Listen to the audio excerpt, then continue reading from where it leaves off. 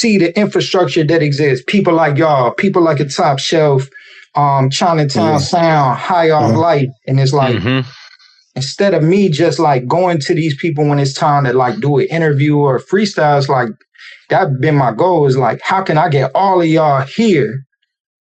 You know what I mean? What do it take to get all y'all to come to here? How much is it? Or what do we got to do? Because it ain't going to take much to get us up there. Trust me. Yeah, bro. You know,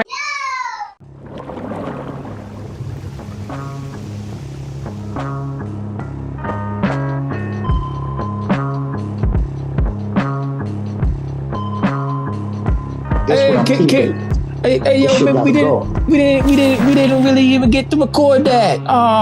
You want to record it? Yeah, I'm on. Okay, y'all want a little MTV Cribs? Like, yo, this besides me being, you know, I'm a fan of the culture first, so you know. Hold on, boom. So you know, I got the Raekwon in the golden frame. Yeah. I got this is from a show I did with Deck. He autographed it. Nice. Yo. So this is from when I grew up in the Bay Area before I moved to Virginia. This is a No Limit. Nice. Yeah, this is a No Limit Records poster when No Limit was in Oakland. It belonged to my cousin. So, you know, I moved to the South at the time when like the South started to come up. But when I first moved, you know, Master P was based in the Bay. That's where I was from. So this poster, like, you can't see it because it's covered, but it actually says No Limit Records, Oakland, California. That's dope. Yeah, so I moved from the Bay Area to the South in '93. Yeah, that's when I moved. What part of the Bay you was from? San Ramon. Yeah, I know where that's at. Go back to the Bulletproof Wallets. So, San Ramon's like in Don't San Mateo County anymore. Yes. Yeah, sticky fingers. bro. When I was a kid, I used to play soccer. So like that's down near like Millbrae and shit, right? Okay. San Ramon, I know where that's at. But yeah, there's a big ass Bulletproof Wallets. That shit's huge. Pause. Nah, yo, I'm gonna show you something else ill, but I gotta get a new frame for it. So this right here.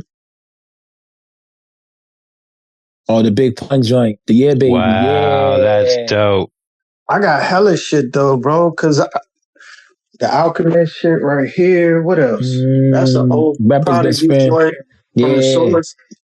Yeah, you really in this. Yeah, this is when Nipsey Hussle died. Some of my peoples from Cali sent me like the newspaper that showed like, you know, the procession and everything. Yeah. And then of course I got my shit that's like me, you know, different magazines. Y'all Richmond VA hip hop picture. That's the one that looks like that picture from that day in Harlem. Yep. That's a hot picture that y'all took. I saw that on your Instagram page. These is like, you know, various magazines and newspapers and shit I've been in. Y'all know who Obliv is? Yeah.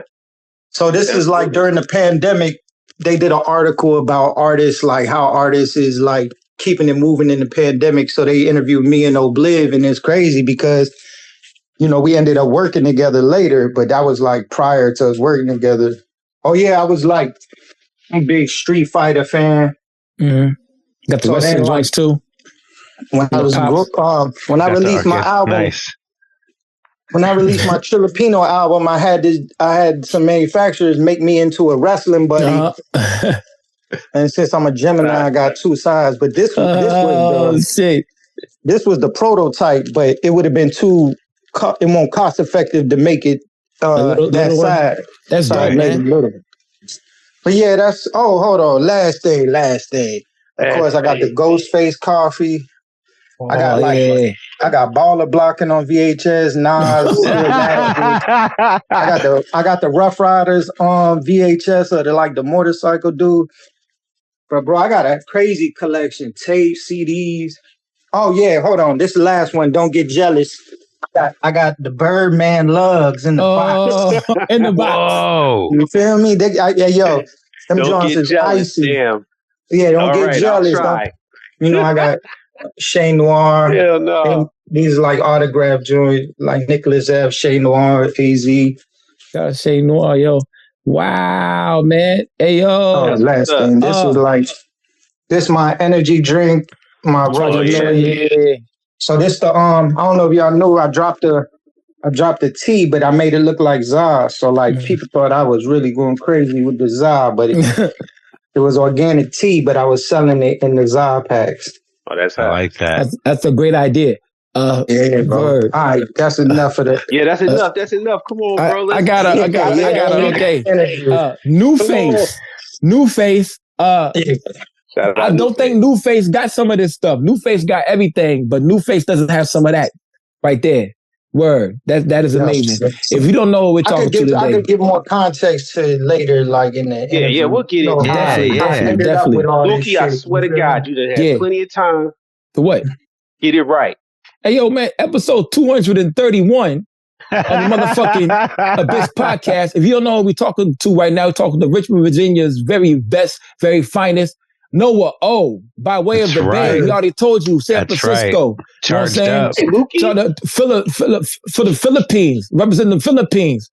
One of my favorite basketball players is Jordan Clarkson. He represents the Philippines. You know what I'm saying? That's crazy. I just put a like a little clip in my Instagram story, and I was mentioning him. But yeah, he definitely reps it, bro. Indeed, he played for the University of Missouri. I'm from Missouri. That's when I first was introduced to him. So I've been a fan of the bro. He just get buckets. Now he plays for my favorite team, the Knicks. Oh yeah, damn! I'm gonna have to get his jersey. Bruh, I thought you already probably had it. I thought low key that was the jersey you had on at when you was doing the sway. I didn't know. That was like some Philippines like Olympic, like issued jersey. Yeah. I got a couple of them jerseys. Yeah, it's kind of a hot uniform. I remember the Philippines fought Australia. You remember that? Well, in the game? Yeah, I gotta go back and look. Yo, it was they was fighting. They was and one of the dudes he's like Sudan Australian. He looked like he was playing Street Fighter. He was pushing on the buttons and fighting. That's what he looked like. That's what he looked like fighting the Philippines. But one dude jumped out of nowhere and punched. When the Philippines, that dude, he just jumped over. I remember that. Like Gucci Man or some shit, bro. That shit was amazing, man. Gave him the flying fist, the fury. True indeed. So boom, how long have you been collecting since a kid then? With all this shit? So it came from. So when I was growing up in the Bay, like my cousin is who really got me like indoctrinated in hip hop, because he would have like all the Bay Area artists like tapes when I was a little kid, so I would get his little hand-me-down shit. But when I was a teenager, I used to do like street team work out here. So we had a dude that was like he had a company and he had all the record label accounts. So he seen us out because we was kids and we was rapping, and he was like, yo, come on, like I'll teach y'all the game. I'll teach y'all like marketing, promotion. So that's how I ended up. I would go by. Yeah, bro. And it was a perfect trade-off. I could get, anything, posters, shirts, and then when artists would come to town, like I would be one of the kids like putting up their posters, handing out flyers, but like whenever the artists would come to town, I would be right with them. Like from the time they got off the plane to their interviews, I was a kid like up in the club with them. So it really, like a lot of this shit I do now is because I understood, you know what I mean? Like the marketing, promotion, how to really get this shit from the mud. From a teenager, bro. Yeah, that shit is amazing. But was you rapping in the Bay, or when you got the VAs whenever you started? Nah, I was just like a kid. I was in middle school and shit. But I started like when I was like in middle school, I used to get in trouble a lot. Like I got expelled. I was always like getting arrested. But my mom, she realized like the teachers kept telling her like, yo, he could write really well. Like he's very descriptive when he writes. So that's something my mom would like put me in creative writing classes. Nice. And that's really how it started, like writing poems and stories. Then when I was I got expelled, and when they let me back in school, they had me in a program where like I went to an alternative school, but you could pick like a trade. And we had a program in this area that it was like the only one in the state where it had an actual radio station. Like you went for several periods, you were working in a radio station. So you learn like just how the music industry works and things like that. That's when I really got like focus because I started to understand more of like the behind the scenes. So it's like I already was knowing the marketing and promotions, but then I started figuring out like how the shit actually worked. And then from there, like right out of high school, I actually worked at like the biggest radio station here. Like it's right out of high school. So I've always been like doing shit in all regards. You know what I mean? Mm-hmm. But yeah, it was probably in high school, like probably like 11th grade is probably when I first like actually went to the studio. But would you always know what you had a different thing? It was just like Noah at first, like, yeah, but it's like people didn't even think that was my real name because like it wasn't as common now. It's hella common. Like that's like the one of the number one boys' names, but so people would call me Noah, or my last name starts with an O. Some people would just call me O. Like, okay. It was like odd for somebody to have an O initial. You feel me? Mm-hmm. So yeah, people would just be like O or Noah, but I was like, bro, on some simple shit. Like, and I think because like my favorite rappers was people who just had their names anyway, like Nas, Tupac. Kanye, that's just their names. Like I couldn't make up no like soccer shit. I mean? It just didn't. I don't think I ever like had a fictional name other than like when I was a kid. Real.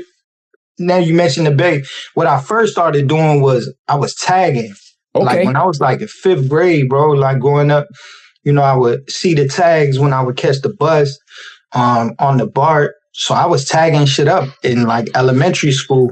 I gotta write the BART down. That's Bay Area Rapid Transit for anybody that's checking.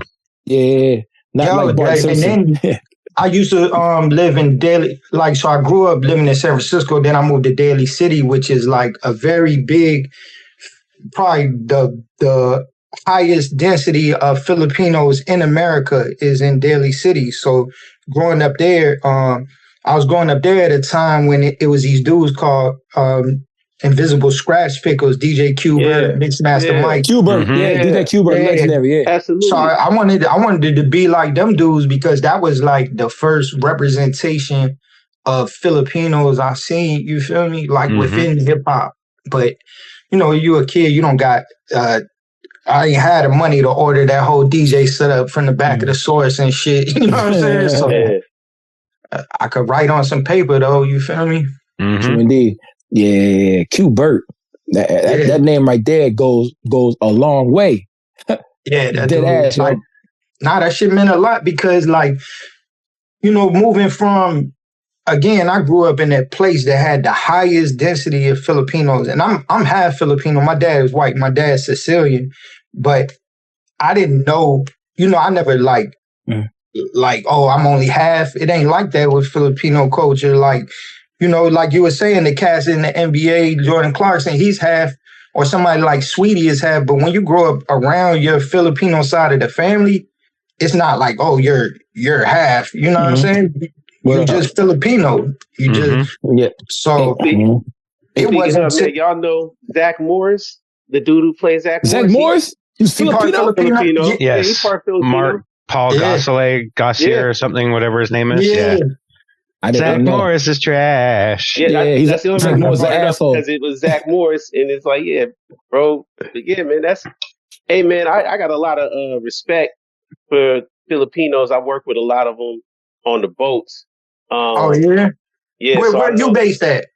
I'm in North Carolina. Oh, what part? Charlotte. Oh, okay. What's up, Charlotte? Yeah. Shout out to the 704. Yeah, man. It's all right. It's cool. No, I was just gonna say, man. I saw like you were talking to Lukey earlier. I don't know if we were recording when it came on, man. That jersey you had on was a provincial basketball jersey, wasn't it? It wasn't an Olympic jersey, or maybe you had that on one of your freestyle. It's a Philippines the Olympic jersey. I think it's the Philippines like official Olympic joint. Yeah, like, Olympic jersey. Okay, because the only reason I brought it up because I know all the guys I know, they major hoopers. Like they're a part of our work league. They all got teams and they're very that's like the because of Pacquiao, of course, boxing is big, but basketball is the biggest sport in the Philippines, bro. By far. You know, it's crazy. I connected with this dude over the last couple years. His name is Mike Swift. He's from Brooklyn, but he lives in the Philippines now. He actually he played in the Philippines professional league, but he builds basketball courts in the barrios there. So like Nike, different people will give him money, and like a lot of people have seen the courts he's built, but they probably don't know it's him. But like when Kobe died, he helped build, like, it's a court there that got Kobe and Gigi. He was part of that, making that happen. Nice. Yes, but shout out to Mike Swift. He's also a dope MC, but he's doing some good shit in the Philippines. And I will say that billiards is a close runner up to national sport in the Philippines. Gambling, period. Probably. Gambling. Asians love to gamble. I don't know what that shit is about. It's a game of chance. Yeah, I would hear stories from like my uncles and shit. Like my grandfather would be working on ships and shit. And then when he would get back to San Francisco, he would disappear for like 2 months and they'd find him and he'd be in Nevada, like hold up, gambling his check away. You feel me? Mm-hmm. real degenerate shit. On the boat. Yeah. Degenerate shit. Real degenerate shit. You know what I mean? My homie Sean Sanchez, like, Sean. Yeah, you know Sean? Yeah, I know both him and his brother. Sylvester? Yeah. Good Filipino brothers, man. Yes. One day he asked me, did I want to play basketball? And I was like, yeah, this motherfucker can't hoop. Because you think he just, he got the gauge earrings and mad tattoos, like the dark tattoos. Like, you think he's just like something else other than a hooper. Yeah, skater or some shit. Skater or something. We went to hoop. Yo, I was like... Way to go, Sean. Like, little ass Asians running around the court balling. Oh, he ain't little, though. He ain't little. Oh, he ain't little? Sean's about 6 foot. I'd say he's probably 5'9" to 6 foot, somewhere in there. Yeah. So he was up there balling. It was really fundamental, too. You know what I'm saying? So I was like, yo, what the fuck? Does your brother play? He's like, no. Really talented artist, too. Yeah, so indeed. Yeah, drawing. He actually drew my album covers one time, yo. Where LL Cool Cage, yeah. So, yeah, I'm definitely I want to see his art when we done. Shoot me a link. Word up. Hey, check it out. And the funny thing is, too, about it seemed like Jordan Clarkson didn't get good until he embraced his Filipino side. You realize that when he grew his hair out? He absorbed all the energy of the ancestors. Yeah, then he started playing for the national. Then he started playing for the national team, and like he was just getting buckets, man. So boom, boom, boom, boom, boom. Now let's talk about your logos. Yeah, you got like some dope ass hats. Dope ass, dope ass. Like you got all the you got it with all the merchandising logos. Is on point. Yes, definitely. I mean, even the shirt that you're wearing now. Branding in general. Indeed. With the charged up logo on the hat. With Bart. Word. Oh, you got your chain C, and you got the Rockefeller logo in there mixed up, and the Gangstar logo, and the Wu-Tang logo, the Rough Riders logo. You got everything. Oh, the pun. Only real hip hop heads know what them logos are. You feel me? Yeah, because you flipped them and bounced them, but it still it looks like the real shit. I don't know if y'all seen. So like over the last few years, I started off like spelling out different shit on the hats with different sports logos, but then I got it. I was in a lawsuit with the Cleveland Guardians. Really? Really? Yeah. If after we get off this, if you look up, bro, I can't go into like so much detail because we reached an agreement. No, don't worry. That's me saying it. You're safe. Don't worry. Yeah. I was saying it. But I could tell you off in air, but I had to that's why with that one I pivoted, and it was also that was the 50th anniversary of hip hop, so I was like, what's a way I could put out some merch, but then pay homage to some cats, but keep it on brand with what I do. So thank you, bro. And they hated. But that's how you know a little bit that it's getting out there, and all this stuff is working. Before my account I got my before I had my account deleted, you know what I'm saying? I didn't realize I wasn't following you still because like my account got deleted because I said something about Will Smith. So I was like, oh, we got charged up Noah. So I looked at, I ain't even following Noah no more, man. What the fuck?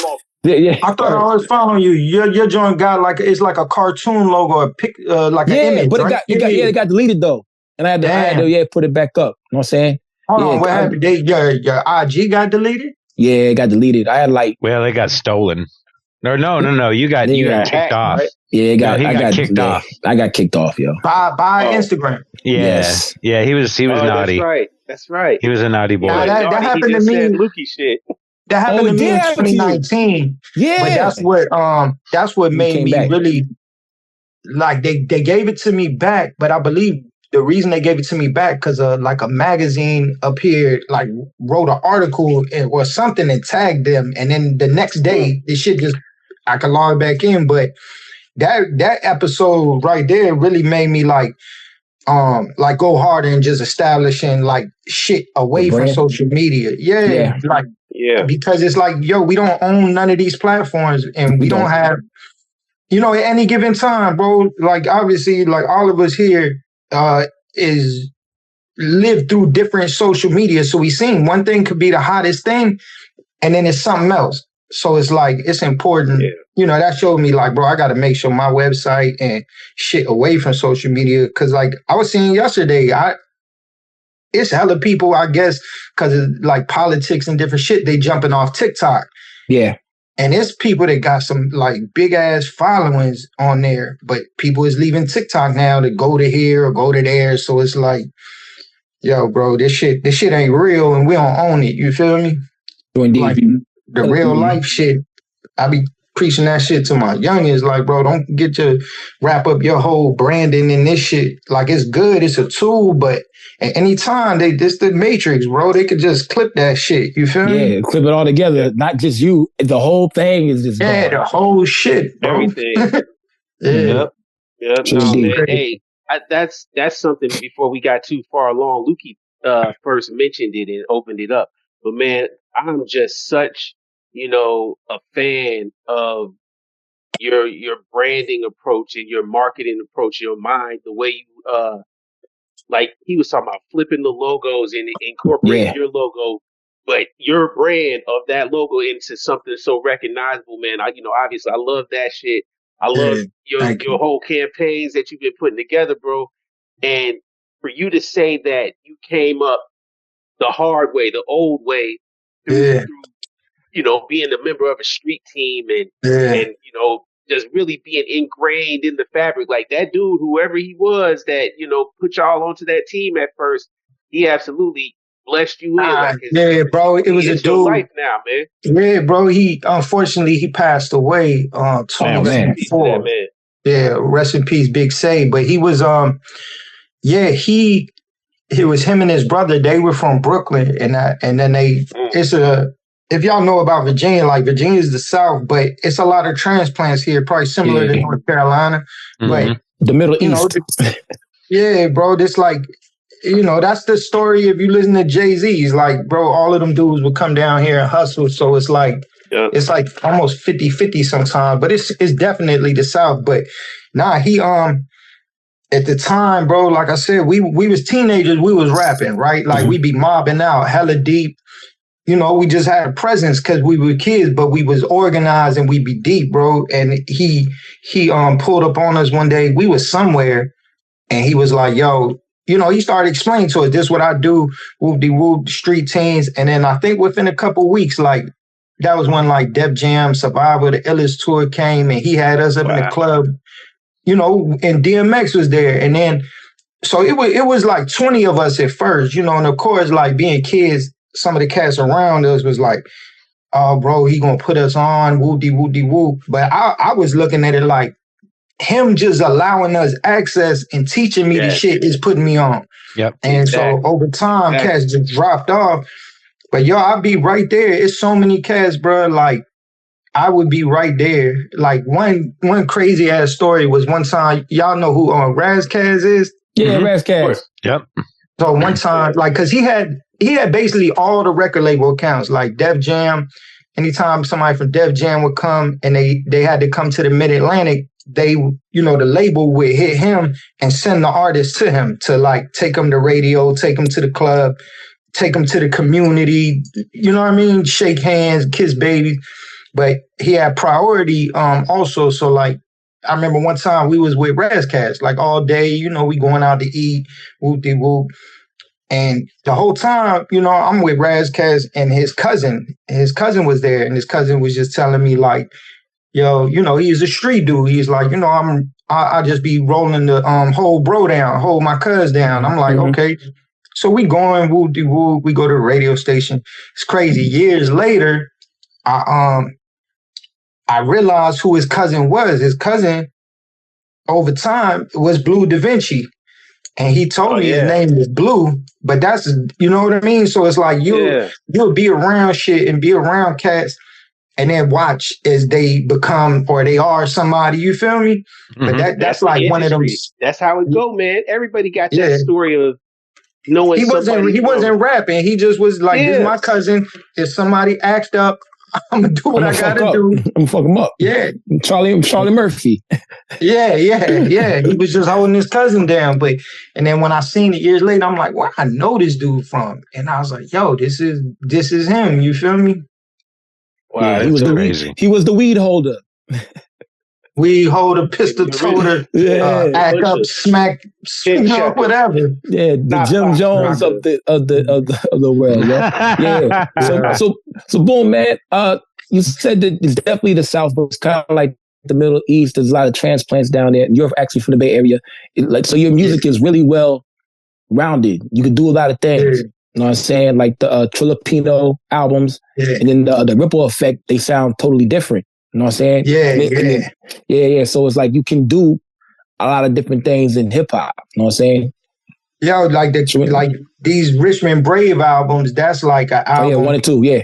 Yeah, that's like, you know, that artist is somebody that's close with me, but he's a straight, you know, he's a trap artist. He's in the trap, but like. That's Big No we talking about, right? Yeah, Big No. So the whole goal of them albums, like, is to kind of bridge those two sides of what Virginia is. Like, you know, for every Clips, you got, you know, a Lex Luger who helped, you know, craft the trap sound. So it's like, you know, that is Virginia. It's like you might on any, like I know dudes that from here that be in they part of like Smack URL. They real lyricists, you feel me? You got Nicholas Evans and you got true hip hop lyricists. Guys like Obliv, Mutant Academy, you feel me? But then you also have Mutant Academy, yeah, those are the homies. They from here, like, you know. But then you also have some of the most trapped out, you know, Southern artists. But it's the crazy shit is like I didn't start off. It wasn't until I got with my guy Clef and made my first album. That's when I first started rapping on like the sample shit, the boom bap shit. Before then, it was like, you know, Southern and West Coast beats. But one of my mentors was a producer named Clep Dollars. He really is the one who got me to lock in, showed me how to make an album. And he was he's really responsible for like the direction my career is kind of gone in as far as like rapping on these style of beats or leaning into the lyricism, because I didn't even know, like, you know, like I didn't know that there was an underground hip hop. I didn't even know about that whole world. You know what I mean? Mm-hmm. Really? And I just didn't. I won't hip to it. You feel me? I didn't know. This was probably like right around like 2010, one of them blogging eras. It was, you know, I started to be aware of it when I seen people like Freddie Gibbs and like Big Crit. And then like Clef was actually making beats for like Sean Price. I knew who Helter Skelter was from when I was little, but I didn't know that these dudes was still existing somewhere. You feel me? I just was paying attention to like whatever's playing in the club and in the streets. I understand. You feel me? And that's the same way it is now. Like, we got cats here, they don't understand it. Like, yo, bro, it's really people who have careers just because you don't see them on a fucking TikTok reel and people dancing to their song. Like, it's just people who not hip. You feel me? They don't know that it's... Yeah, people have to be looking for it. Exactly. But I like it that way. Fuck them. You know what I'm saying? It's a connoisseur's world now, man. You know what I mean? Everybody has their own thing they into, and that's good. And like you said, there are people that are making a living off of knowing fans and having supporters that are really willing to shop with them and keep this community alive. Yeah.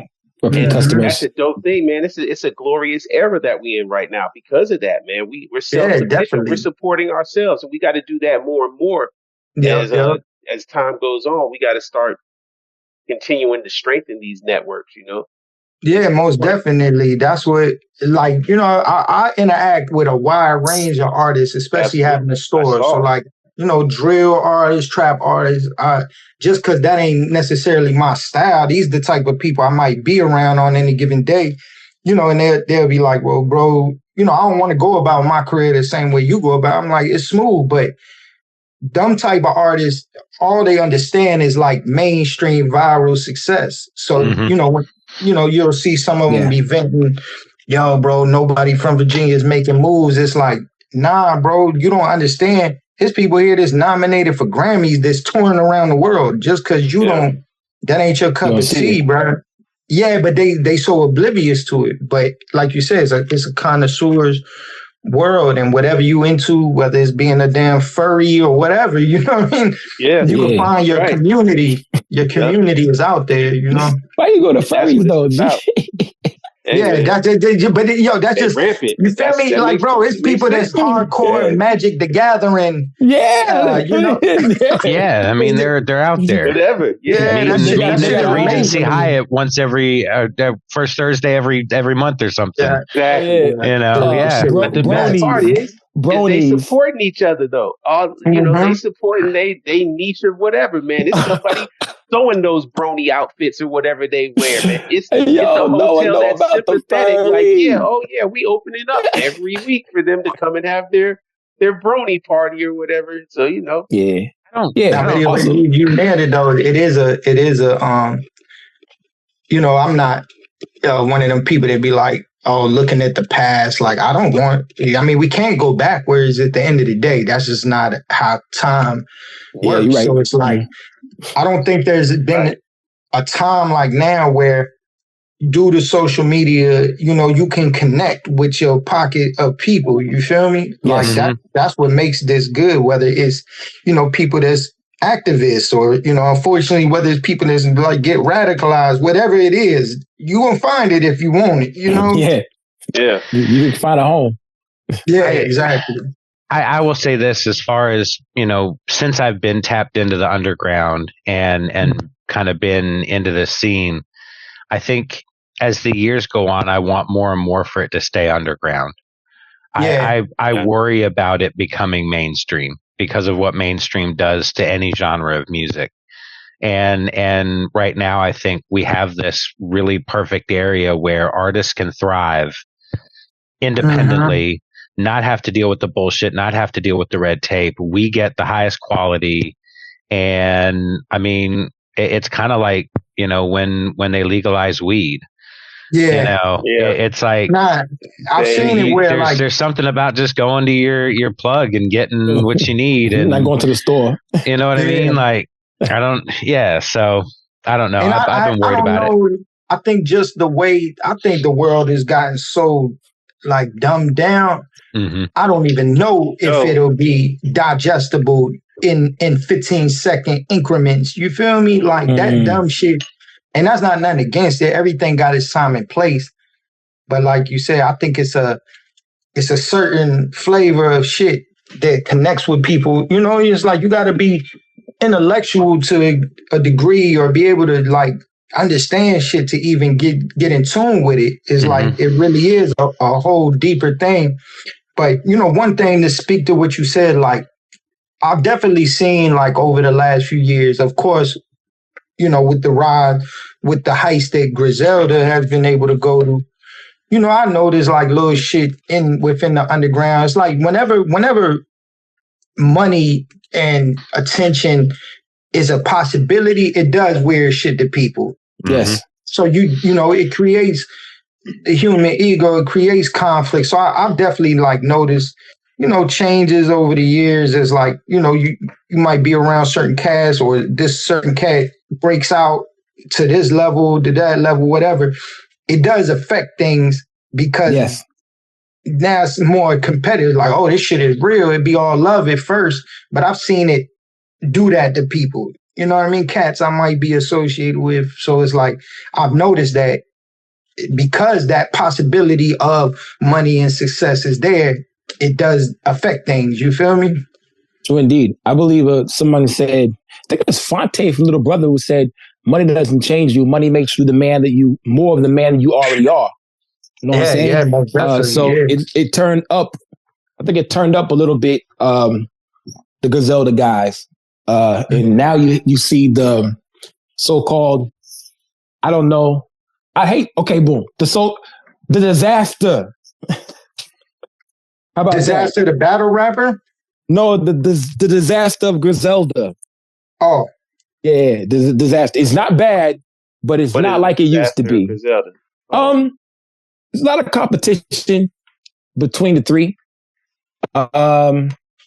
There's not much work being done with them. They said Conway and West didn't talk for like a year. They didn't speak. They're brothers. Matter of fact, 2 brothers and 1 cousin. You don't talk to your brother for a year. That's pretty bad, if you ask me. But but I think it's getting back closer than it used to be, and I'm glad for that. But they're family members. Imagine if they wasn't family members; they were just homies. You know what I'm saying? So they got to see each other's family doing Thanksgiving and Christmas all the time. So yeah. Them dudes like I did a song with Conway. Like I reached out to him like prior to them getting, taken off, like prior to the Shady deal. And so I've been able to, exist within a certain proximity of them through this song. Like, so it definitely was something for me where it's like, yo, this shit is real, that it could be taken, you could stick to what you do and it could be, it could grow.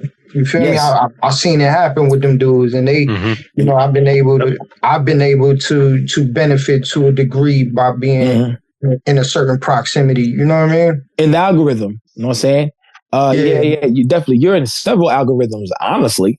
You know what I'm saying? And now you have this fest. You know what I'm saying? The Charged Up Fest. 2026, May 26th through the 31st, correct?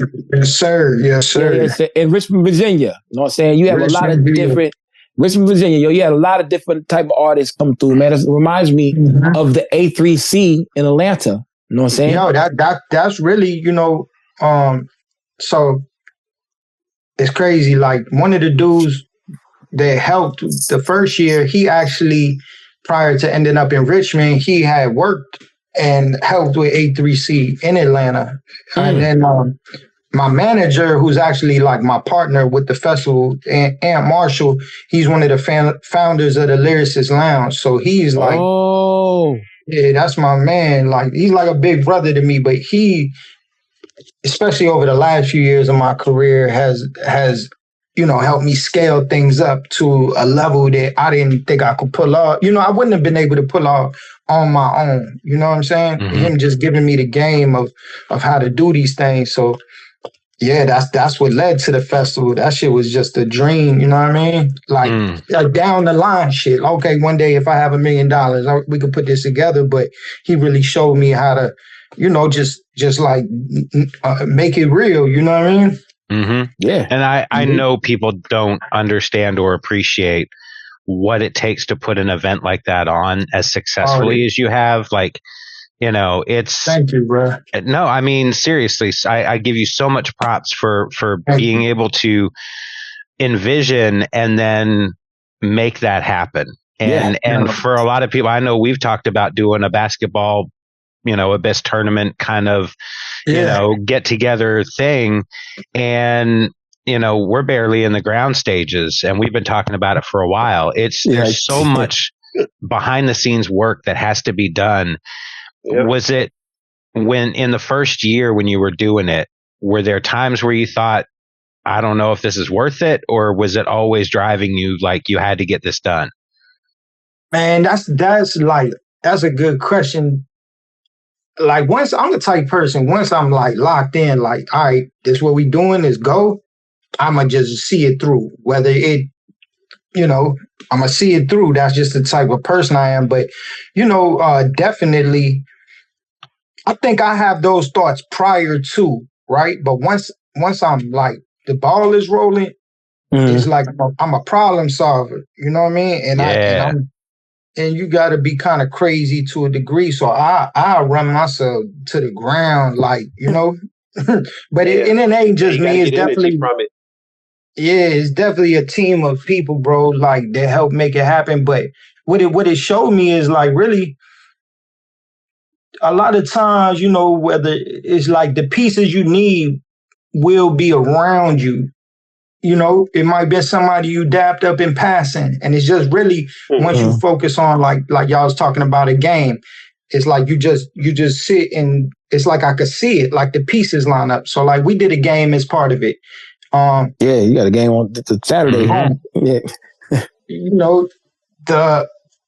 I realized like one of my OGs, his little brother's son was like the state champ at like, really the school that he went to, they were the state champ, but it was ranked as the number one team in the country at the time. And now he plays for James Madison. So, it's just about like thinking about the resources and the things that are around and just leaning on them, and I'm not afraid to ask. All somebody could do is say no.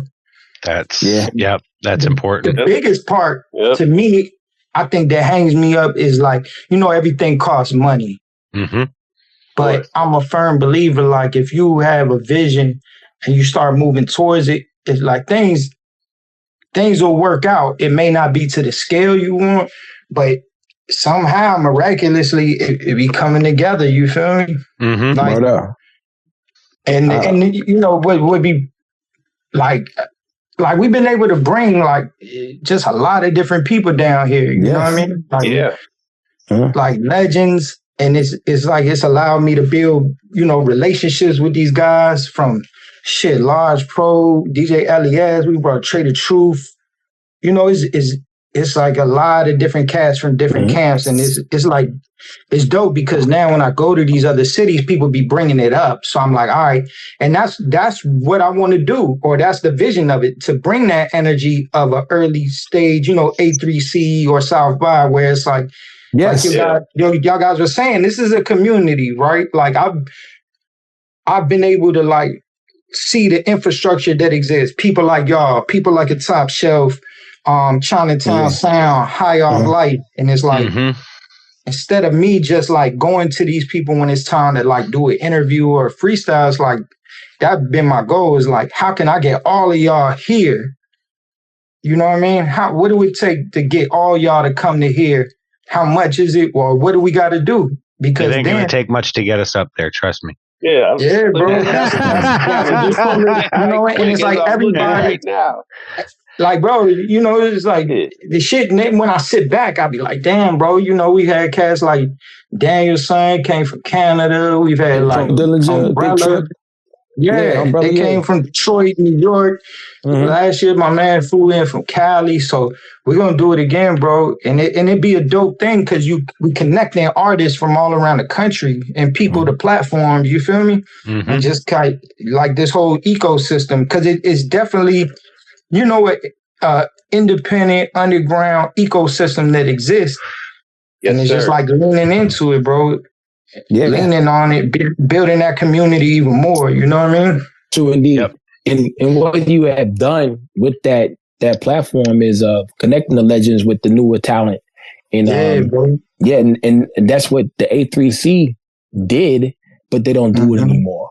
And that's why I was looking at your festival that you're putting on. It gave me that feeling in my stomach. It was like Sleepaway Camp for rappers.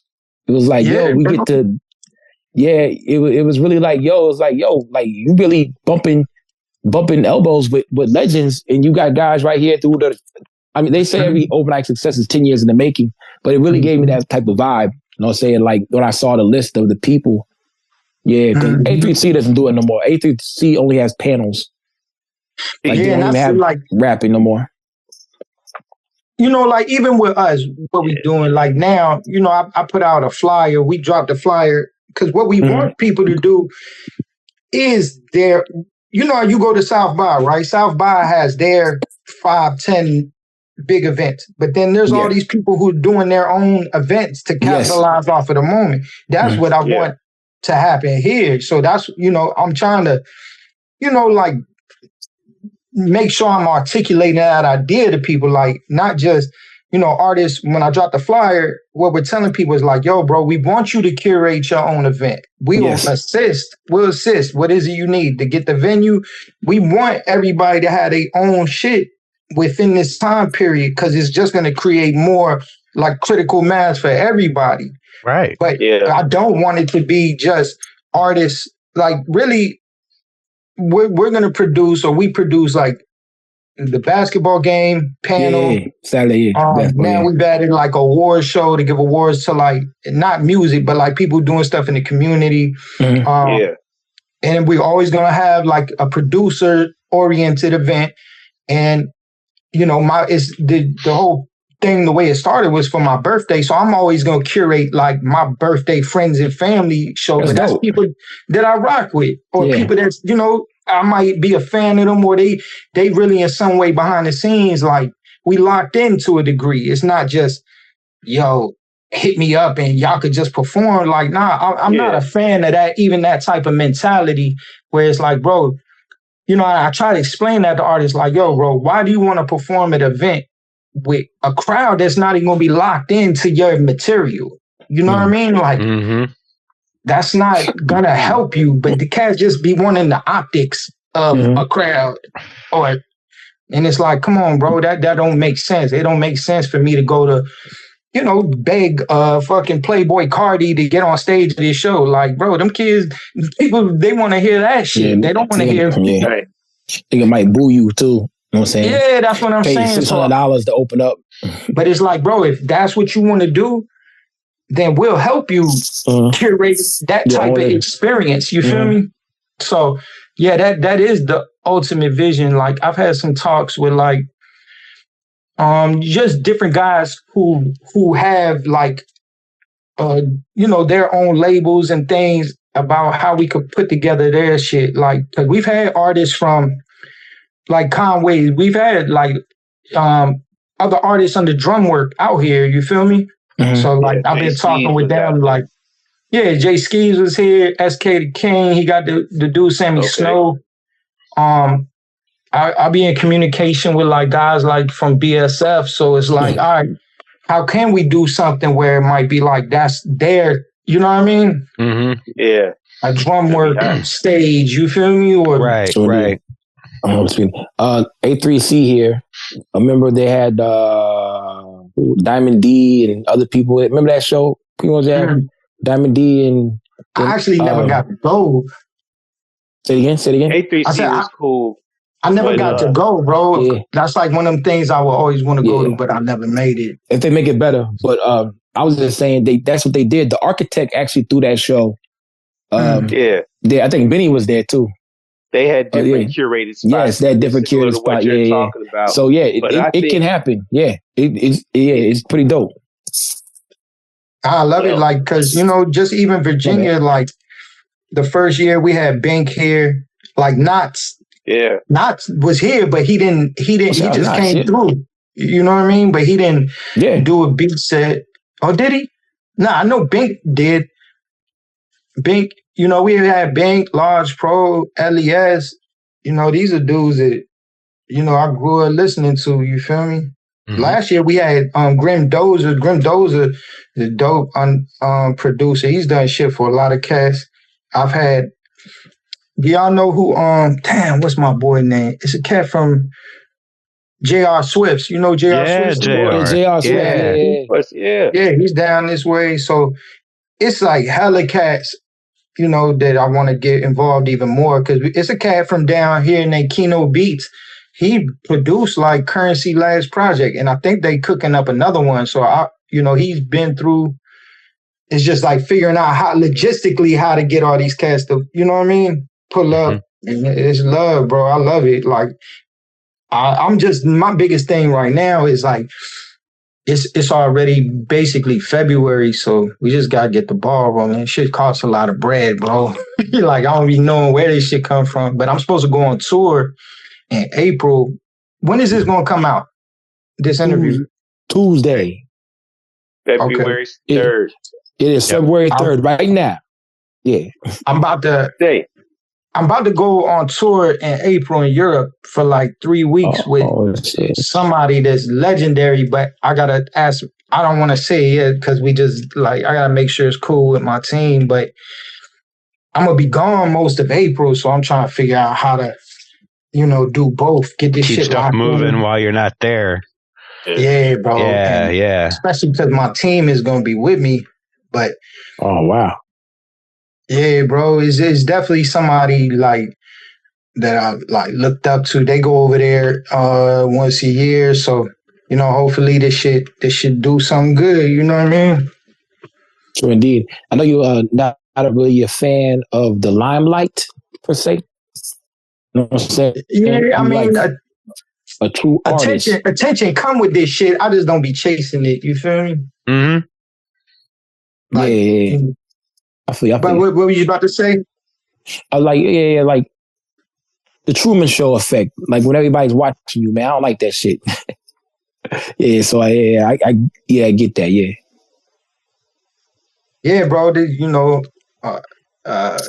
Anything in this day and time, it's like anything that gets attention, it just come with shit, bro. I had to adjust to that because I've had some situations like. Prior to some situations I used to put like my family and my loved ones. I was using social media just like everybody else would, but then I had some situations where it's like, you gotta, I had to like be kind of like slapped into reality. Like, you see these numbers, but you don't realize who's really sitting back and what they looking at and how they feeling until it confronts you. You feel me? And and unfortunately with hip hop, and especially like when you from, just certain communities where people feel like resources is limited, it come with conflict, bro. And that's like the political way of me saying that. You know what I mean? Like when people feel like options is limited and they see you doing X, Y, and Z, people feel some type of way. That just is what it is, bro. And I had to learn, or not learn, I know that, but I had to be reminded of that, just to watch how I move and shit. You feel me? Mm-hmm. So indeed. This shit is real. You know what I'm Absolutely. saying? Shit is real out here. Yep. True indeed. What we got coming out after Richmond Braves too? What we got going out? I know you're going on tour. Yeah. I'm about to drop. I was supposed to drop this album last year. This album Heretic. Like shit been done.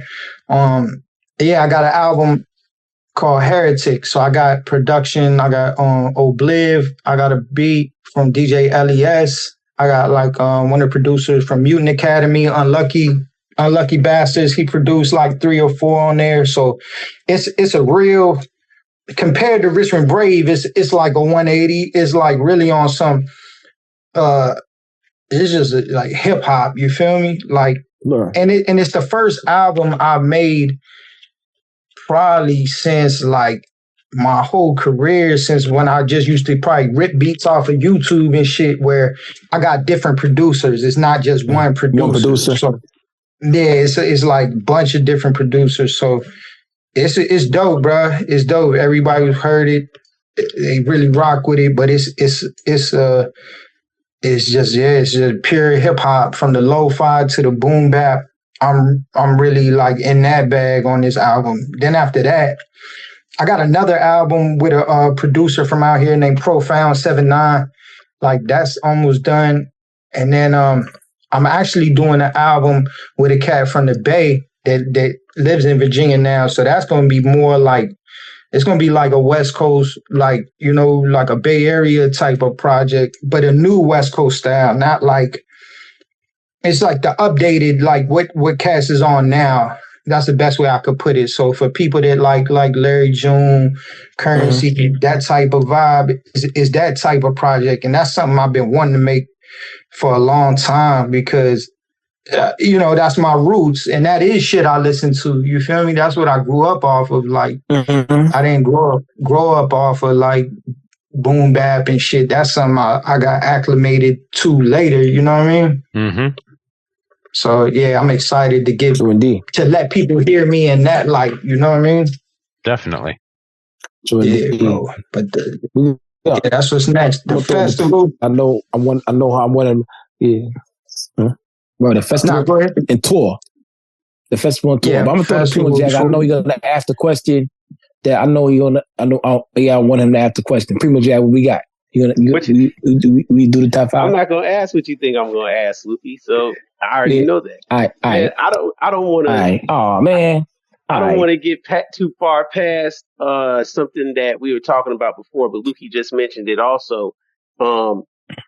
I bet not to cut you off. One more thing, I forgot I'm working on. I'm doing a project with DJ LES too. Okay. Full project. Yeah, that's gonna be dope. I don't know how many it's gonna be so far, but I mean we in the beginning stages, like going through beats and shit. But that's definitely, yeah, I'm excited about that because I'm besides like Tupac and Nas was probably like my biggest like people that I looked up to individually and like Big Pun. But yeah, to get to work with LES, I don't even think it really hit me yet. Like, damn, I'm about to do a project with this dude. You know what I'm saying? Yeah, you got it. Yeah, that motherfucker did what did he do? Life's a Bitch. Sugar Hill, Life's a Bitch, Black Republican. Yeah, I'm trying to motherfucker pull this shit up. Man, he's done it. He did Getting Jiggy with it. You talking about Will Smith? Oh wow. Yeah. Black Girl Lost. Yeah, Black Girl Lost. Yeah. Oh, Black. LES is a legend. Yeah. Mm-hmm. Yeah. Oh, Nostradamus. Like, just a moment. You know what's crazy? This why last year, we had him do the producer event at Charged Up Fest because I felt like, bro, I feel like LES is a legend, but he's not, like Knots and guys like Bink and Knots, they always at them producer events, them Gene Brown events, shit like that. Like LES haven't really done a lot of that. So like me and him had talked prior to, he was like, yo, he want to start, doing more of that so people know like that his catalog is like that. You know what I mean? Yeah, so, that's that's all it takes though. Like you said, is just kind of be popping out and being active. Dudes like Knots, they absolutely, they always at events. I've definitely heard Bink's name pop up at events of festivals. But again, like I said, I don't want to get too far past the festival aspect of what you got going on, because like Lukey was talking about, it's very important that a space like yours exists, and what you got going on now, reaching out to kind of try to farm out venues and expand your footprint without actually putting the legwork on you, kind of empowering other people to do that.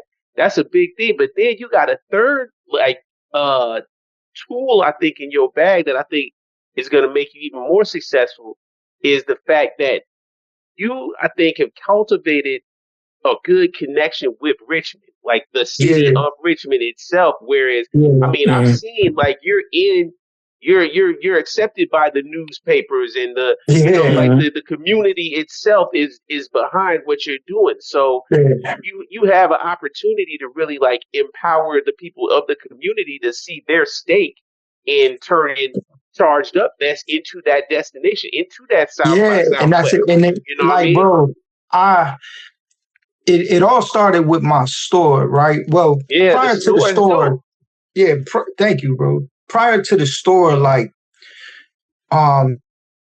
it was probably about 10 years ago. I had a video get on MTV, and then like one of the arts papers here did like an article on me. Like, and very proud of you.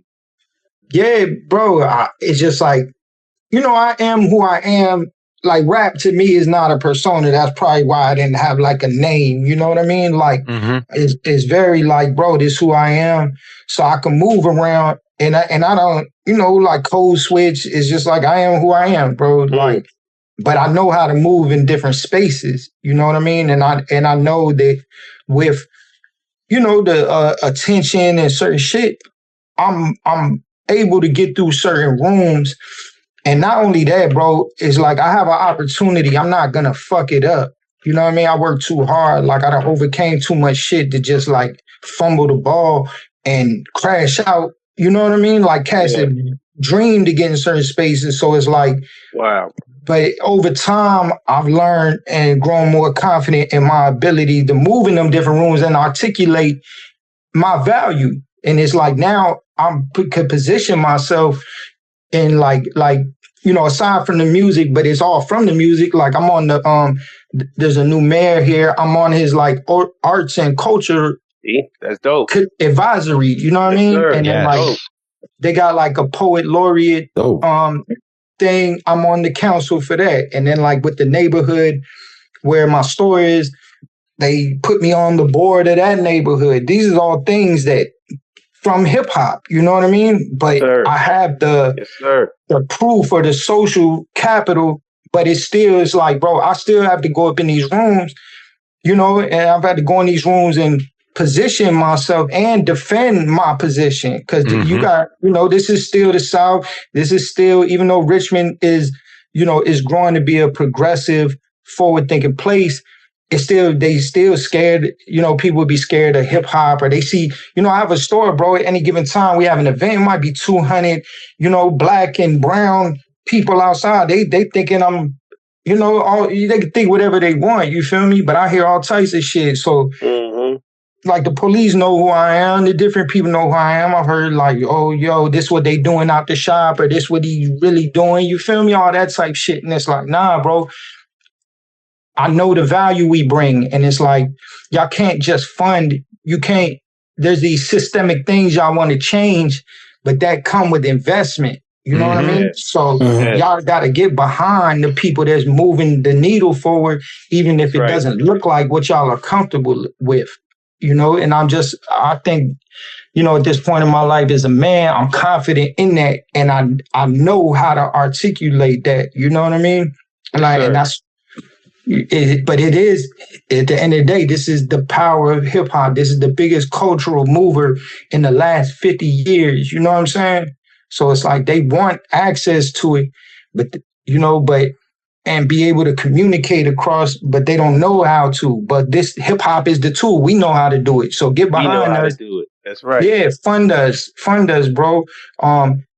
Care about the things we care about, and you'll see certain things change. So like with that, I've been able to get funding from our store at times, because it's like it's recognized. They'll say like, okay, we recognize that you're filling a void in the community, when it comes to like violence, or you using art to empower others. And it's like, so if I get some bread and the store can stay open, or I get some bread and you fund this, that's bread that's directly going into other people's hands and circulating within the community, And that's important because me and Aunt Marshall, we talk about shit like this all the time. Like he's somebody that I grew up seeing this dude in the source, and he's introduced the world to countless legendary people, from Talib to Biggie. Like a lot of them people got started within the Lyricist Lounge.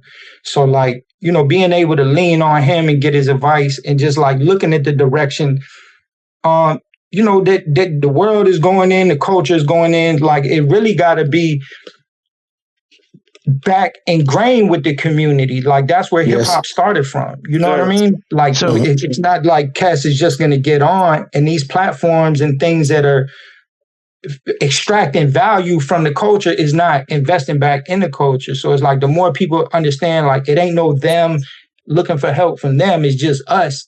What do we do to reinforce us? You know what I mean? Yeah, so I normally would save this for the wrap up at the end, but you are such an amazing example of being the change that you want to happen.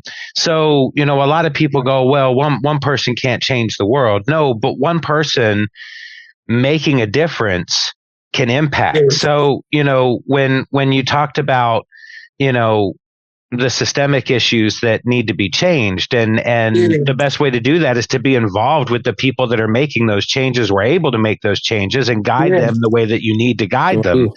And exactly. I know it's an immense amount of work on top of all of your individual endeavors to sit on these board of directors and involve yourself in that way is just a shining example for people to go, oh, so individuals can do something. Yeah. And I respect that about you so much. Thank you, bro. And that shit, like, I didn't know, you feel me? Like, of course, like, I had the mindset, like, okay, we here and it's them, right? They control them, whatever. Like, it's like something, and it's very easy to sit, especially nowadays, you see it, like, people go off the rails with the conspiracy shit. And it's like, and, and I'm somebody who do the knowledge and have read all of this shit from Behold the Pale Horse to X, Y, and Z. Is it powerful? People in control? Hell yeah, bro. Wherever money and power exists, them people is going to look out for their own self-interest. But if you're not active, like within your own, within your sphere of influence, whatever you can affect, then you can't complain, or you can't just bitch about it. Like, especially, growing up in a smaller market like this, cats always like, I'm gonna move to Atlanta, I'm gonna move to New York. And it's like, bro, you just gonna go there. They got their own ecosystem there. You feel me? They got their own world there that you're gonna have to get ingrained with. You can't just go there. You feel me? Like, you're a small fish in a bigger pond. Yeah, wherever you go, bro, you're going to have to get active and get ingrained with something. So, like, for me, it's like, bro, this is my home. This is where my kids live. This is where I got to go outside every day. You feel me? Like, and I got to survive and thrive here. So it's like, that's just how, what I mean? The cards that I'm, like, chose to play with. But, yeah, it all, again, like you were saying, like, I don't think I realized it sometimes till like the other day, right? I got invited to this, we got a new governor here, and it's a lady Spanberg. So like, her diversity and inclusion, person who is like, that she appointed, had invited me, was like, can you come to my swearing in? So I'm like, all right, smooth. I go to that joint, and it was crazy because, like, I met her. Y'all know about Something in the Water? Yeah, Something in the Water Fest. Yep. Absolutely. Yeah, so, like, I was, bro, I'm down there backstage. Hampton. Yeah, for real. So I'm, like, backstage. I'm just, there, whatever. But this lady walks up to me, and she was like, yo, I see what you're doing. I just want you to know, like, people see what you're doing. And I was like, what do you do? She was like, yo, I'm in politics. I'm like, oh, okay, yeah, I'll be like talking to city council. I just have I'll be meeting these people. And she was like, so I was like, yo, do you work for the city or the state? She was actually served on Biden. She was at Congress. She was Biden's chief diversity and inclusion officer.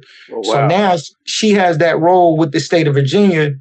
So she invited me to this shit, and I'm sitting there at the joint, and I'm recording, and then, like, she's giving her speech and started crying and mentioned my name. Like, I had posted on my Instagram because I'm like, like, this is a lady that's a politician, but she was saying how, like, I guess, like, it really affected her seeing the relationship she's built from, pastors and politicians to me, and I'm a rapper. And I just was like, you don't know, like, you might not think. Sometimes I think people don't realize, like you're saying, the impact they're having on the community, on people's lives. Yeah, and just people, like, our lives, each of us. And that's really what, like, that Ripple Effect album is like. Yeah. We this life and this world, bro, we in flesh and blood bodies, but everything we do has some kind of residual effect. Yeah. And, and like basing our value off of this social media shit and numbers and metrics, this shit could be skewed. But it's like, I'm very just aware of that fact, though. Like, each person, it goes back to like just basic like human decency or customer service shit. Like, bro, every person you interact with, you know what I mean? Every person you interact with matters, bro. You treat the janitor like this or this person. And we see it in hip hop. Unfortunately, it's a lot of, you in hip hop. I've seen this shit since I've been a teenager. You get in these rooms and it's people who just chasing something or looking out for their own self-interest. And if they don't think they can gain something from you, they treat you like shit. You know what I mean? Yep. All right. What's your podcast? Oh, bro, you ain't fucking Peter Rosenberg. Get the fuck out. You know what I mean? Like that's how cats But act. then they see that they can use you for something, and then they bend back around. And then all of a sudden it's, hey. We met back over. You don't remember when I was over there? Like, yeah, okay. That shit is trash, bro. Right, that's real. It's the industry, bro. Yeah, but that's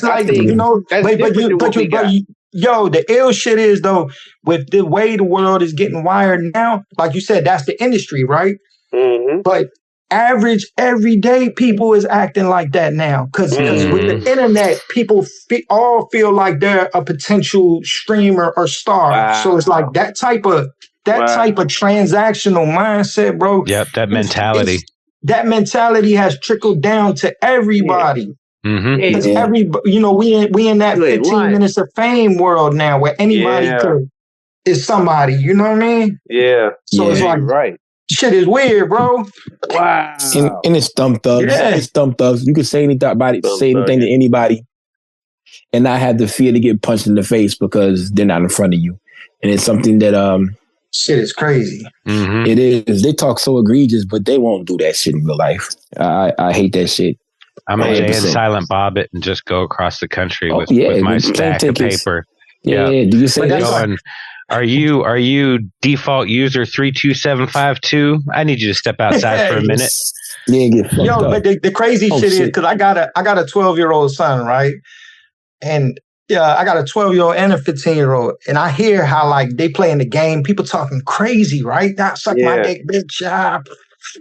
Whatever. But you got to think, bro. You can't. I'm not gonna be arguing my phone or in the comment section. This could be This could be like my son's friend talking crazy. Like you don't know. You know what I mean? It could be some fucking 8-year-old with unfiltered internet access. Just bitch. You know what I mean? Yep. And you over here mad at the world, like, how dare this person? Like, bro, this kid real life be some kid, bro. Yep. Just intentionally pushing your buttons. Yeah, just talking just because he can. That's you brought us a full circle moment, bro. Yeah. You talking about the difference between in real life and being in that matrix again. Like, that seems to have been a theme kind of from the beginning of what we've been talking about. Yeah. Like, you got a real life presence, obviously, bro. And you understand the value of that. And you understand what comes with that. Like you said, having to move a little different as far as just reality being reality. And just like Lukey said, like there's a new batch of people out here that live behind these screens, and they are able to say the craziest things without fear of any consequences. You know, the very smallest fear, like they're afraid of being swatted or something like that. You understand what I'm saying? They're not afraid of somebody, busting them in their face for speaking egregiously their opinion. And that goes to all walks of life. All types of people that exist on this matrix now are just saying all types of shit. And unfortunately, it is expanding to, I think there's a lot of people that are like, well, now I have to do it in real life. And we got a lot of that going on. Yeah. You know what I mean? There's a lot of people that feel like they got to push that line out here, and there's gonna be consequences to their actions. I mean, it is what it is. Yo, it's like I used to talk to people like, all right, when we seen right within hip hop. All right, Tupac got shot 5 times. And at the time, that was like, yo, bro, he got 5 shots and he survived. And then it was like, yo, and then 50 Cent came along. He got shot 9 times. One of them was in the face. I was like, yo, bro, what is the next level? Like somebody gonna have to get shot and 20 times. Yeah, you feel me? It's like the outrageous meter expands. You feel me? Brought like that man back from the dead. Hot new record from MC Jesus Christ. You feel me? Like it's like we so desensitized the way it was like if you just really even sit and think about it, like first if a cat had tattoos, then his face tats, then we get it Tekashi where it's like covered. Yeah, you know what I mean? Or we saw where that went. Escalated. Turned left quick because they go from Lil Kim having her legs open to now. Baby, even beyond Sexy Red, where it's like, these girls is, and this is not nothing against no sex workers, you know what I mean? I love everybody. But it's like, that be part of the marketing strategy. Yo, I got an OnlyFans, I rap, I dropped a single, but if you want to see me just getting bust down, you can click that link too. It's right here. I'm saying, it's like, you're absolutely right. That's what the time we in. But usually I'm over here taking 12 dicks at a time. Oh. What? Yeah, private bookings. You feel me? Yeah, you want $5.99 a month. She'll get topped by some rapper that gives birth at every other concert. But that's the type of transactional, time we got to. It's real transactional. It's real transactional. But not only that, another thing is like it's unfortunately like there's just so much just. I guess desensitivity. People are being desensitized. Right. Desensitization. Desensitization. Thank you. I didn't think that was the word. That's why I knew where you were going with it. Yeah. But I would have made up some stuff. People are just there's something going on out here, man. Like there's some sort of like Leviathan rays or that are being broadcast down to make people bug out. Man, me and Lukey, we were talking about this shit the other day, or just recently, just a second ago. The Leviathan. You heard about the Leviathan that exists off of the coast of Virginia? Nah, what is it? It's a big mythical creature like a dragon. I've heard in the Bible, and they killed one, and one's alive. But they said that the storm with the snow that happened, it was freezing the Leviathan. They said they was freezing the Leviathan for it to come back to life. Yeah. It's right there, by you. That's why this big snowstorm was unleashed on America. That was the conspiracy of why the snowstorm broadcast the snowstorm across our nation. Leviathan's advance. To freeze the creature or unthaw him or something? To freeze him. To freeze it. But they said look this up. Look this bullshit up. There are people that believe this. And that's not real, bro. But that's my point. Yeah, it's just people are just saying any old fucking thing these days or doing any old fucking thing. It's like just like you said, there's the lady rappers that'll be like, I moonlight spitting bars, in my day job, I'm flashing underskirt pictures, for subscriptions. And I'm cool with that. And at the same time, that's the same as any of these other just outrageous seeking their 15-minute of fame examples of people. Tekashi 6ix9ine is the ultimate personification of that in hip hop adjacent music, rap music, mainstream music, because at the end of the day, he was just a dude that is willing to do anything to be on. Yeah. Anything. Extremely. That's how everybody is. Crazy. Right now. That's again, and just like to your point that you said, Lukey, when you start getting that money, it makes you more of who you are. Right? And so that goes again back to what I'm talking about, like the mentality that's hitting out here from whatever satellite is up there, bro. And that's why I say, like, bro, it's even going crazy right now. Trump, right? Yeah. To me, it's the same thing. Where like, if you willing to,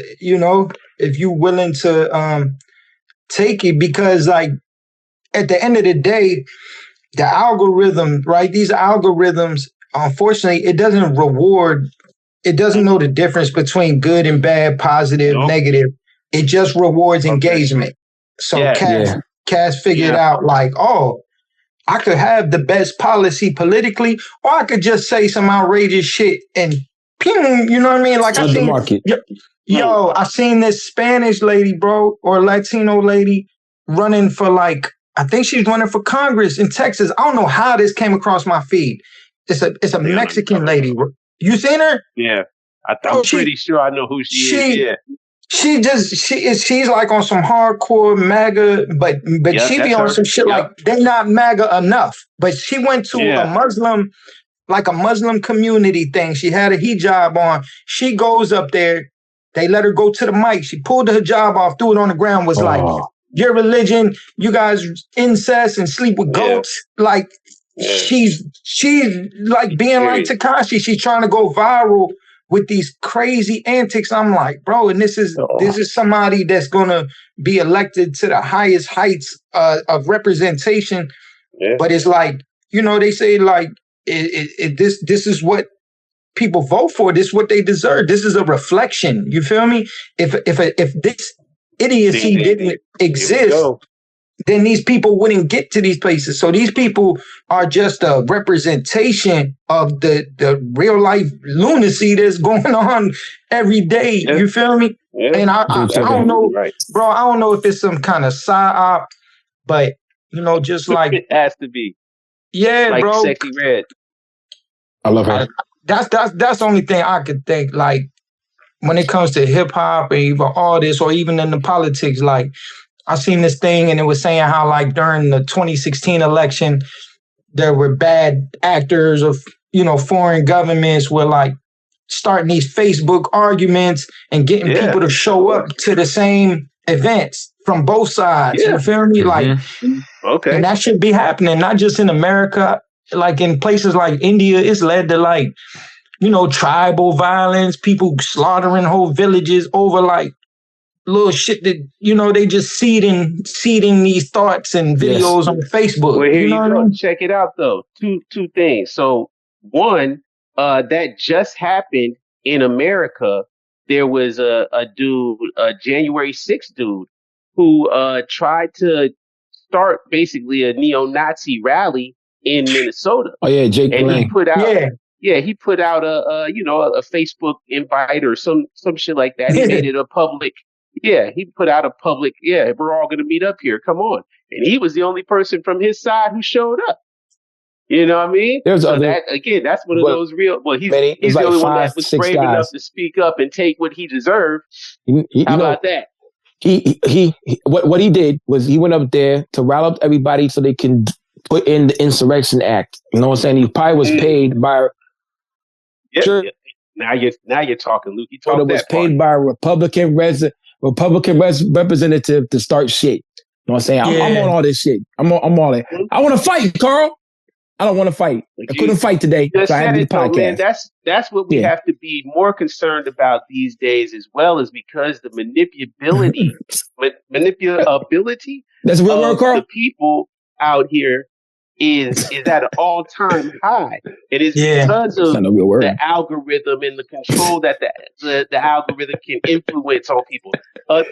Malleability. How about that? I don't know. Yeah, that's a good word. My word. That before was not no real word. You be making fun of me. People. I'm sorry, Lukey. Sometimes I'm wrong also. But yeah, man, people are easily right, though. influenced, man. They're easily one way or the other, good and or bad. But it doesn't matter because it's just influence. And that's what's happening. Yeah. It's just a lot of people are in control of influencing people. Yeah, and it's a lot of people are tribal by nature, and they want to be a part of something. Yes. And once you lock in, like, you know, the dude that really kind of started the modern day flat Earth movement was responsible for getting so many people involved in it. And then when he was shown scientific fact that it isn't flat, he couldn't go back. He couldn't admit that he was wrong because he had all these people that he was responsible for, you know what I mean? Like people. So what does he believe now? He still believe it, or he still says the Earth is flat, even though he knows for a fact it isn't. Yeah. And that's harmful. It's hurtful, man. But we are indoctrinated and engraved in something that is great, which is hip hop. If more people would, even though there are scumbags coming out the framework, the snakes are coming out the cave. You know what I'm saying? But our genre, our niche market of hip hop has everyone in it. Mm-hmm. Mondo even pointed me out to a lady that is trans who be in all the shows. Then I was like, take that, E. That's Carl's wife, everybody. Yeah, about yeah. We're not homophobic. We have trans fans. Shout out to Alexa. Anyway, boom. Pretty much that what we got.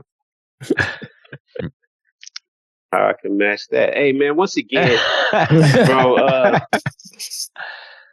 I really appreciate. I have a big appreciation for what you doing out there, holding shit down in Richmond. Appreciate you. I got a top 5 for you. Yes. Mm-hmm. Before we get too far along, man, and I want you to talk about. Give me a top 5 of just, I guess, artists that you're keeping an eye on from Virginia in general. It doesn't just have to be Richmond, but just artists that you're like, yeah, you know, they got it. They're doing what's supposed to be done. It could be from all over Virginia. Anybody that you're hip to, anybody that you're looking at, like, they just need that one look, or they, you know, on the verge of. Some of them already doing it, but let me think. Of course, like, you know, my guy Big No, like, Big No. He, you know, it's not just because I did 2 projects with him, like, but that's what made me do the 2 projects. Like, he's, you know, traditionally been a trap rapper, but he's a MC. He just, you know, and that's somebody like, again, he didn't see this world of hip hop, but now from working with me, you know, we've done shows with the Locks, Benny, you know, Rome Streets. So now he's seeing it like, oh, this crowd, you know, for them artists that only exist on the street side, you know, typically they performing at a nightclub where people is there to shake ass and get drunk. But now he's been brought over with me to shows where people is listening to the words and, you know, buying merch and that type shit. So like he's a MC. He could also, he could do like the melodic shit, but he has a whole album. I got him to do a whole album on lo-fi boom bap shit. And I'm telling you, this shit gonna go so hard because his voice, you know, it's jarring. It's like how Sauce Walker, when people hear Sauce Walker spit over the soulful shit, it's like, you know, so like it's like his album is like hearing Jeezy or somebody over hip hop beats. You know what I mean? Jeezy or Scarface. Like, and I can't wait for him to release it. It's going to be released under Charged Up. Like, you know, that's to me is more important. Like, I'm a rapper, of course. I'm an MC at the end of the day, but like you know, I really admire, of course, people like Westside Gunn, Jay-Z, people who, even Rick Ross to a degree, like who've been able to help other people. Like, to me, that's what hip hop is about. Like, it's always been about like you open the door or help introduce the next person that you feel is dope. So like, yeah, Big No, super dope. Damn, who else? Like, bro, I'm trying not to like, cause there's cats here who already like they got some motion. I'm trying to think, bro. Who else? Oh, King Delt is dope. He's actually on my song. Like, he's another dope artist. He's like a trap artist, but he's actually dope. My guy MG, that's an artist like I'm doing another project with, but to me, he's super dope. So he's from the Bay Area originally, but he still sounds like a Bay artist, but he lives here in Virginia. And that counts. Man, yeah, he's nasty, bro. Like, I watched this dude in the studio, like, and he helped me, like, you know, find my rhythm recently when I was like just not feeling it or having like a creative slump. But MG, he's a dope artist, bro. Like, he's somebody to watch out for. Man, that's 3. Yeah, that's 3. Damn, I'm not trying to forget. There's so many artists. Like, I mean, a dude's just a super dope lyricist. It's a kid named Sneeze. Sneeze 804. Look him up. It's this white kid, bro. Sneeze is like, he's just fucking nasty, bro. Like, just lyrical ability, and he can make songs. But Sneeze is super dope. He's that's the last one's always the hardest, Noah. Man, I'm trying to think, bro. Like, who's somebody? Sneeze 804. 804. Yeah, Sneeze 804. SNEEZE. And like, damn, who else, bro? Hold on, oh damn, that's my phone. Hold on. Who else is just damn? That's 4. I mean, this last one I'm gonna say for 2 people. Like, it's this dude. These 2 are they're 2 different people, but they kind of both going up. They keep going viral. It's this dude, my dude named Lucid. He's about to do a tour. Yeah, LEWSID. Like Lucid, he be going viral. He got like this funny song called Fried Rice, 3 chicken wings and the fried rice. It's like some song keep going viral. Is always like playing off of Asian shit. But like, and him and this dude is other dude named Chandler. Chandler like be going viral, almost like became a meme.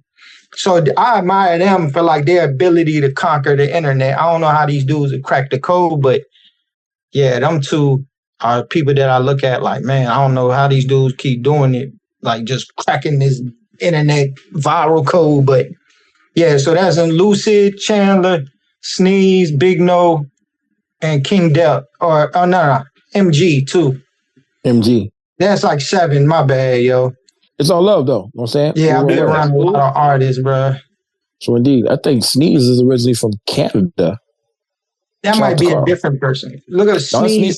Sneeze 804. Yeah. But I think that he got a hockey jersey on from Canada. Nah, he probably just rocking it. Oh, word. Or maybe I got the wrong one. The dude MG, like I said, MG got that like new Bay Area, West Coast, Detroit type style. Like that kind of, people think it's offbeat, you know, that type of flow. Yeah, he's on that type check it out.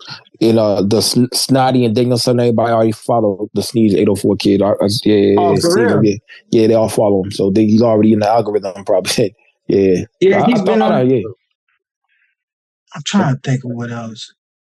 Yeah, it's just, bro, honestly, it's so many cats from here now. Like I said, you know, Mutant Academy, cats like them, Monday Night, like their whole crew, my dude 3-Way Slim, like that's a big conglomerate of people who bouncing off like their whole crew, like from producers.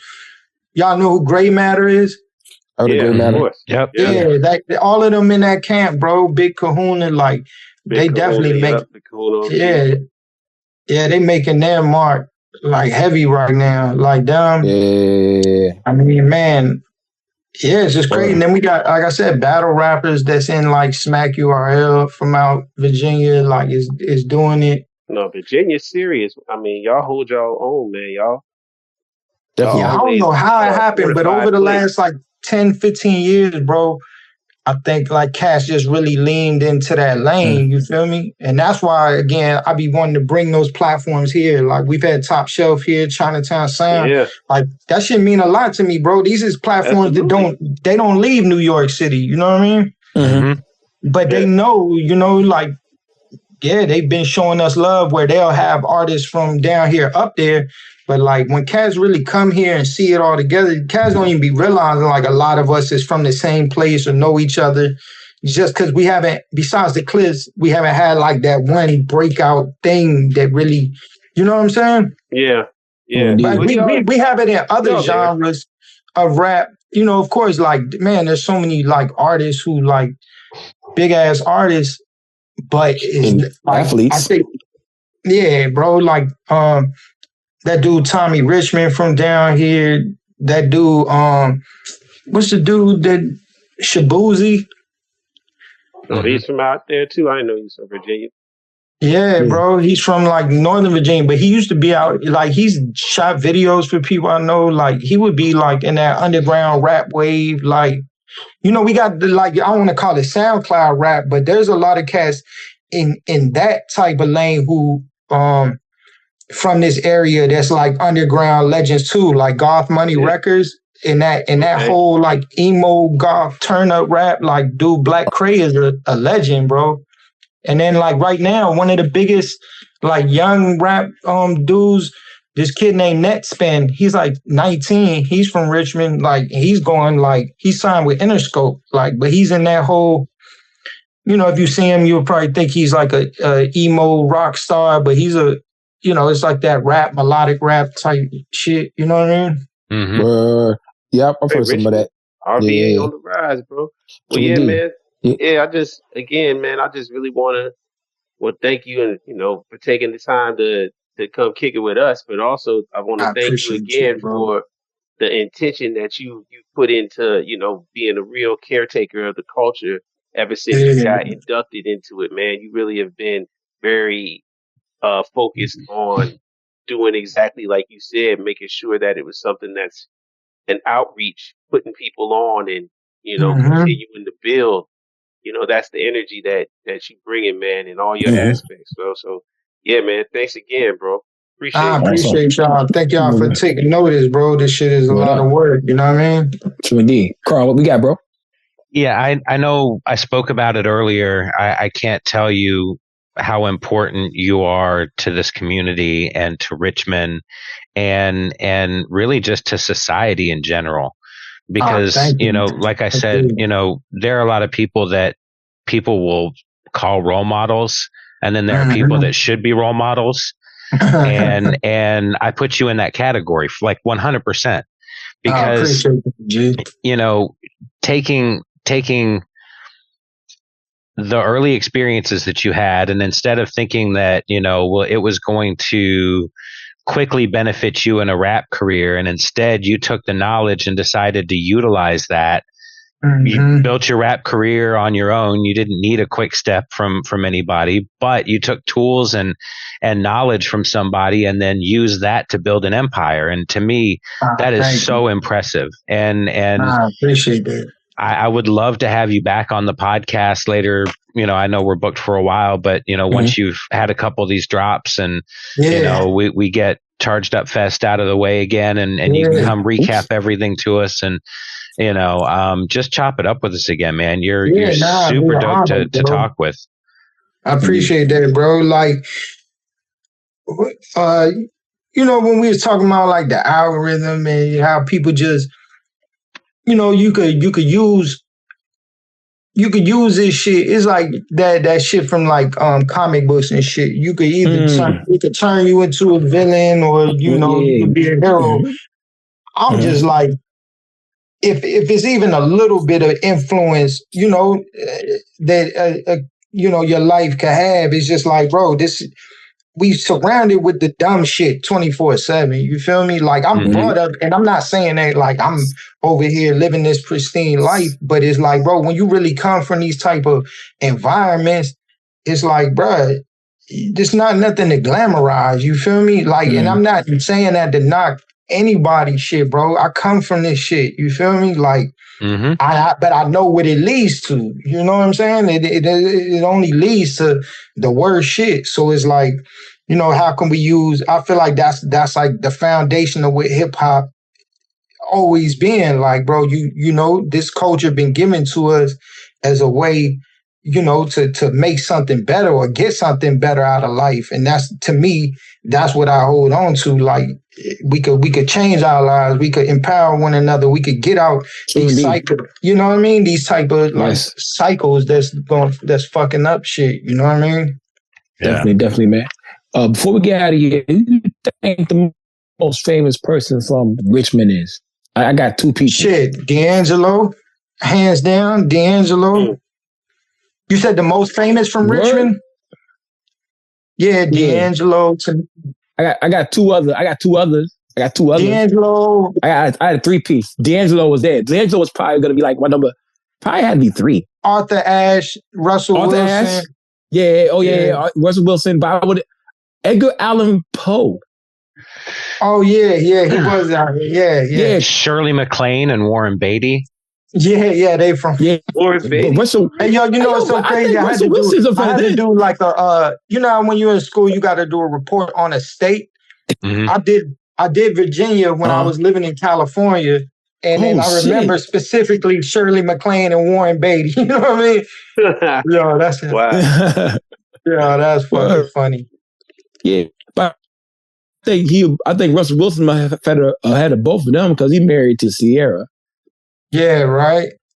But nah, D'Angelo, bro, they just had his funeral here. Stevie Wonder was here, bro. Lauryn Hill was here. Like they was all here at his funeral. DJ Premier, like I ain't go, but I knew a bunch of people who went, and that was just surreal. You know what I mean? Like, and they was at this church. I've been to that church. Like, bro, all of these cats was just here in Richmond. I mean, of course, like, man, D'Angelo, to me, that's out of everybody in Virginia, that's one cat. Like, I never met him. Like, I'm cool with Mad Skills. Like, Skills is definitely a Virginia legend, especially from Richmond. Yeah. Word. But, like, D'Angelo, bro, that dude was like a damn mythical, you know what I mean? Like, he would still live out here. I just never seen him in real life. But, yeah, man. That's my list, though, D'Angelo. Yeah, like, I didn't. Yeah. Then you said Arthur Ashe was gonna be like my number. Yeah, I don't know. I just think since he played tennis and he's all over the world, people know him more than D'Angelo. Just not being selfish out there. You don't think so, Primo Jab? Nah. No, I think Arthur, you that's a deep cut, kind of. It is. For you, it's not because you're into sports, but I don't think the majority of the world who isn't aware of Arthur Ashe and his accomplishments in sports and outside of sports. What about Edgar Allan Poe? Household name. Edgar Allan Poe, kind of almost the same. Like, a broader group of people know, but I think, D'Angelo. Yeah, him and D'Angelo are probably about neck and neck, I would think. I feel like a lot of D'Angelo currently.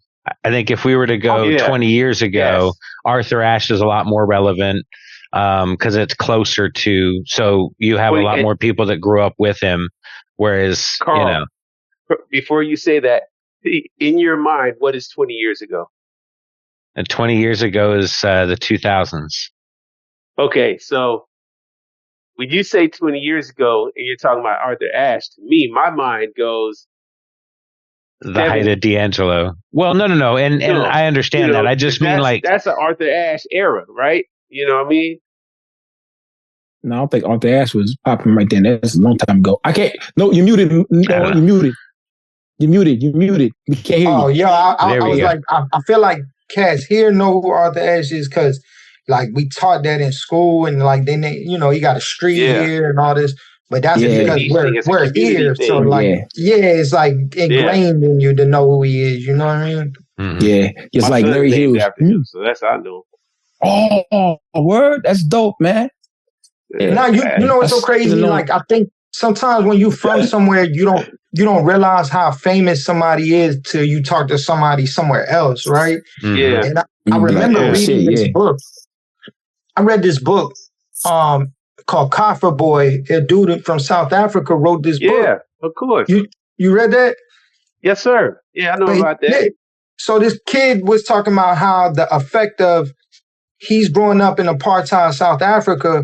Mm-hmm. Arthur Ashe came to South Africa to play in South Africa at a time when black folks there couldn't play tennis on the white courts. Mm-hmm. But Arthur Ashe, came from a city where he wasn't allowed to play on the on the white court, you know what I mean, in a certain part of town. But then he won Wimbledon. So it's like, I think reading that book really hit it home like, oh, he's that, you know what I mean? He's that big. Famous. Yeah, but, of course I knew what Wimbledon is and how, that's like the Grand Slam or the Super Bowl of tennis. But to read a book from a dude from another country saying how seeing Arthur Ashe get to play in his country, how it had a big effect to South Africans, how much of an impact that had to see him get to do that. Then I think it really like showed me on a deeper level, like, damn, bro. Yeah, he's from here, from right up the street. You know what I mean? Mm-hmm. Yeah, you don't realize he sometimes. And Cass, I don't think Cass here realize how big sometimes, like, because people here might see the clips or might see, you know what I mean? Pharrell's done things here, but it's like, bro, these are like sometimes I hear like artists and younger artists like, ain't nobody from Virginia never did nothing. And I'll be like, bro, you don't realize how like famous these people are. You feel me? Yeah. Yeah. But it's just because they, that's how it is in your hometown. You know what I mean? Proximity, bro. They just nothing to do. Exactly. Back like the Dodo Birds. But we appreciate you for coming to coming to kick it with us here on episode 231. I believe that's the zip code of Michigan. Yeah, it is. But yeah, man, we're gonna have you back on. Hope everything goes well on tour. I hope you eat good food. You know what I'm saying? Yeah, everything goes good, man. Sometimes I don't know what the order and stuff.